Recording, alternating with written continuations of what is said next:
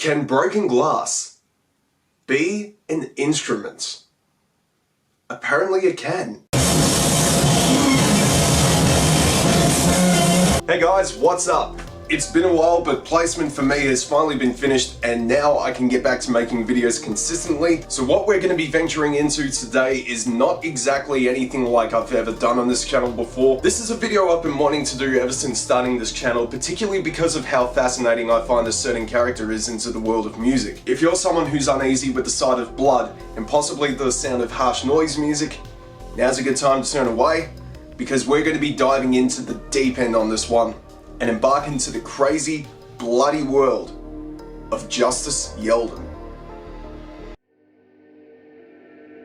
Lucas Abela, otherwise known by the alias of Justice Yeldham, is an avant-garde and noise musician based in Sydney, Australia. His career dates back to the early 90s, where he began as a DJ and turntablist in the underground clubs around the country. A little while after experimenting with turntables around that time, Lucas discovered that the tip of just about any metal object could pick up the vibrations and sounds from the vinyl he had been spinning at the time. From there, he would grab a multitude of household appliances including kitchen knives, pins, skewers, and even power drills to manifest a myriad of warped and eerily pitched sounds from the vinyl.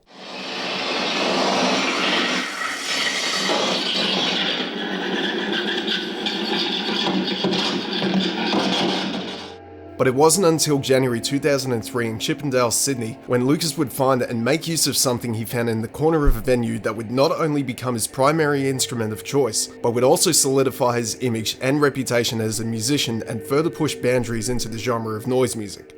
That instrument is broken glass.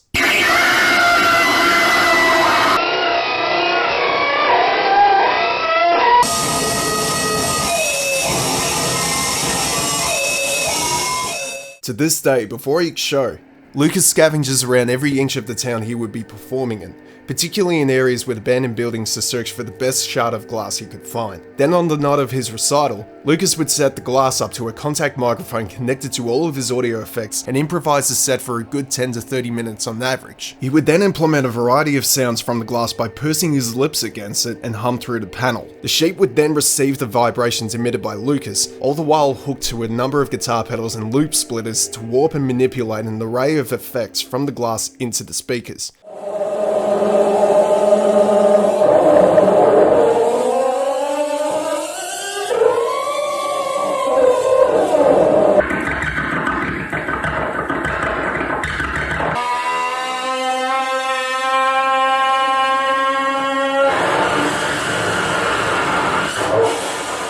Many journalists over the years have commonly misinterpreted Lucas for screaming into the glass, when all he's really doing is executing vibrations from his mouth into the sheet. Though it's pretty easy to assume that he's screaming, considering that the sight of him pressing that sharp pane of glass against his face could be deemed unsettling to those that hadn't seen him previously.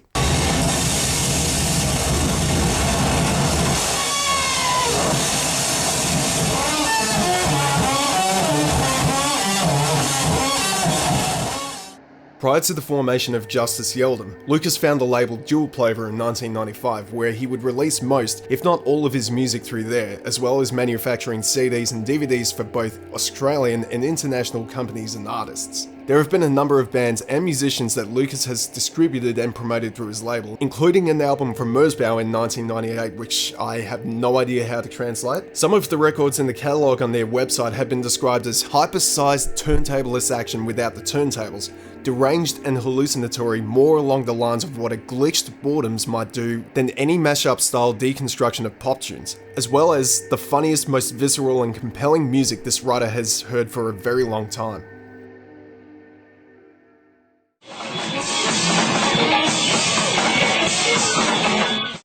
At one point in his career while staying in China through an artist residency program in 2008, Lucas forms the trio Rice Corps, recruiting Yang Yang from a noise punk project called Mafacin and a pianist named Li Zhenghui. Despite the language barrier, they managed to record a small handful of their jam sessions completely improvised. This would result in their most well-known studio album, Mrs. Rice, and another record simply titled Live, which are both available on Justice Yeldham's Bandcamp account, simply called Grandpa, one of Lucas's many nicknames. Given that there were only 4 known performances from Rice Corps in the late 2000s, the project was very short-lived. However, upon returning to Sydney, Lucas would later have Australian musicians Stu Olsen of Garbage and the Flowers and Peter Kostic of Regurgitator join him on stage, and there have only been a very small amount of recordings of them together around Lucas's Bandcamp.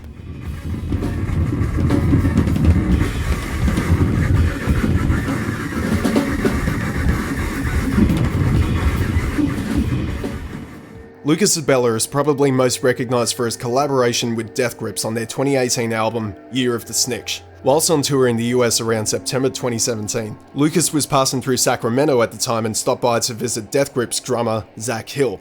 He was then asked by Zach to track some recordings that would later be used in 2 songs, Death Grips is Online and Outro.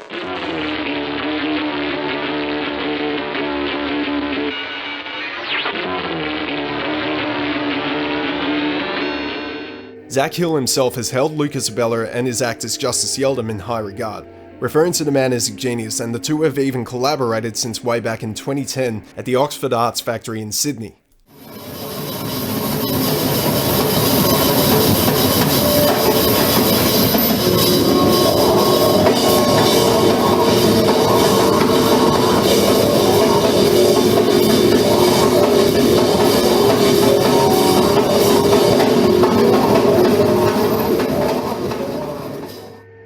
Ever since the birth of Justice Yeldham and all the adrenalized onstage schizophrenia involving big shards of glass that have helped cement his identity and persona as a musician, Lucas's approach has often been referred to by critics and spectators as harsh noise, avant-garde, experimental, and probably the most popular label for his art, danger music.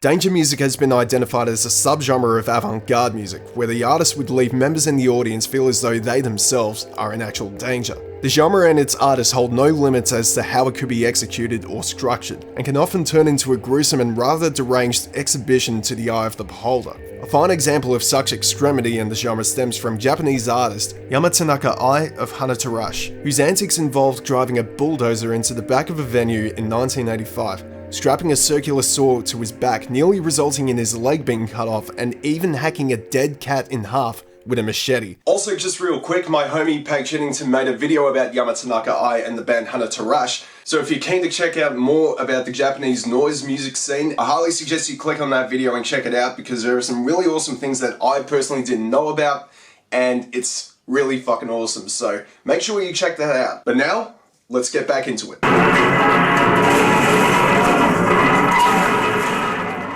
Another example, and probably the earliest pioneer of danger music, is Dick Higgins, whose material goes as far back as the early 1960s, where such instances of his work involved the listener to volunteer in having their own spine removed. However, what I've just mentioned is just a fraction of what has been tampered with in danger music, and a lot of it gets even more extreme than that. Contrary to such macabre acts that have taken place over the years in danger music, Lucas Abela has never actually turned to such ferocity with his own performances, though he consistently tampers with improvising and going over the top with how he presents himself on stage. Most of the injuries that he sustained from playing with broken glass over the years have been completely unintentional, as opposed to the likes of what Hanatarash and Dick Higgins have quote-unquote composed.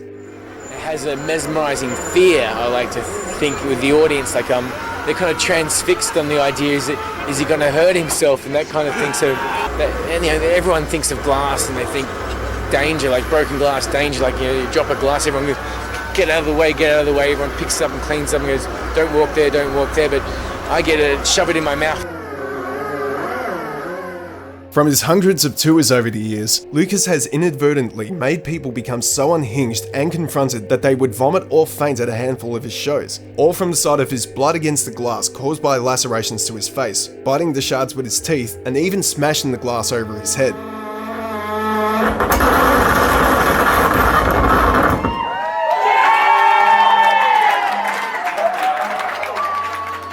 Based on what's been described so far in this video, you're probably thinking that these shows sound potentially gruesome and unbearable to witness. However, many reviews from critics over the years have said otherwise about Lucas and his ability to exhibit an unlikely everyday object as an instrument. There have been various articles claiming him to be revolutionary for his innovative spontaneity when showcasing his expertise at face value, rather than being branded as some kind of masochist. Perversely enough, some spectators in the past have even complained about not seeing any blood or lacerations during the show. And for some strange reason, people have compared a Justice Yeldham concert to something from the likes of deceased punk singer Gigi Allen, who was infamous for beating up members in the audience, eating his own feces, and even attempting suicide at one of his shows at one point. This, however, is a pretty wild and outlandish comparison, as Lucas has never turned to being violent in any of his shows as opposed to the reckless nature of Gigi Allen. However, the sometimes excessive amounts of blood that have been spilled in his hundreds of performances, and perhaps the audience's preconceived expectations of him committing self-harm, probably has something to do with this resemblance. Lucas's approach is based on a more personal catharsis and expression of creativity, whereas Gigi Allen endorsed the idea of the audience getting abused to absurd degrees and got a lot of thrills off of it. As a matter of fact, Lucas once responded to the subject in an interview with Be More Ass in 2017, where he says, "I remember a newspaper in Switzerland comparing what I was doing to Gigi Allen, which I thought was quite an insult. Gigi Allen played rock and roll with shock tactics, and I was making a musical expression in a very innovative way, with a very aesthetic approach. And the aesthetic approach led to the bloodletting, but it was symptomatic to what I was doing, and it wasn't what I was trying to do. I think because of that, people really got the wrong idea about what I was doing, and took more of the spectacle instead of the music, which was quite disappointing." To be able to bring fear as an emotion into a musical performance is something unheard of on most levels, and no, it's not meant to be a scary thing. It's kind of lighthearted. I'm not a scary guy. I'm not into scaring people, but I like that idea that I can heighten people's mood. With all of this experience going as far back as the early 90s, Lucas has been fortunate to tour over 45 countries with Justice Yeldham. He has since developed an intimate and loyal following across the globe, and has garnered praise from countless critics, fans, and one-time spectators. I was lucky enough to have caught Justice Yeldham last year on Halloween night in a room full of no less than 60 people in Northcote, situated in the outskirts of Melbourne CBD. With him headlining a 25-minute set, it was one of the most intense, yet extraordinary gigs I'd ever seen in my life. Much like a metal or an extreme underground punk rock concert, you get a similar buzz of visceral energy that gets right in your face, but at a much more confronting pace. Instead of being in a mosh pit where you're constantly throwing yourself into other people, you end up in this state of hypnosis that just feels rather abrasive and palpable to endure. You become so transfixed on Justice Yeldham's caustic, dynamic sound manipulation that it feels like you're undergoing the most macabre fever dream of your life. It's so terrifying and off-putting, but at the same time, you can't help but want more of the ambient dissonance that you're experiencing. His music isn't something I would ever listen to, even just for a casual listen, but there's something about Lucas Abela that's so fascinating and makes him stand out from your average musician.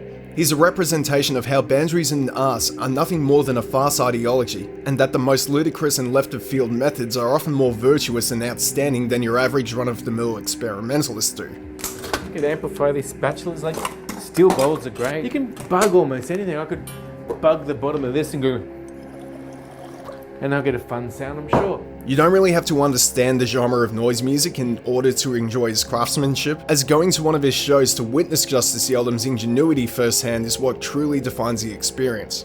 Ultimately, Justice Yeldham is far more potent and acute to his approach in music, and above all, one of the most important figures in the confines of the underground.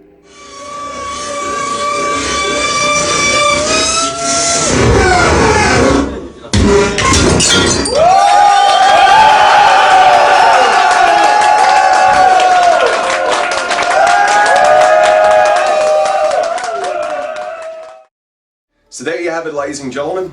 Justice Yeldham, the man who is able to create music with broken glass. I really hope you enjoyed this video, and please do not forget to check him out on his own social media accounts. I've got them all linked in the description below. Make sure you give him a follow: Twitter, Instagram, bloody Facebook, SoundCloud. He's got pretty much every social media account there is. make sure you click on that because he's always uploading something really interesting just about every week. I also just want to say thank you, Lucas Abela, for being one of the most incredible names I've ever stumbled upon. Seeing you last year was amazing, and I cannot wait to see you again. And hopefully, more people will be checking you out. I really hope that something good comes out of this video for you personally. It was a lot of fun doing research on this video, and I hope to make more videos like these in the future. Until next time, much love from your boy down under, Daydream Deluxe.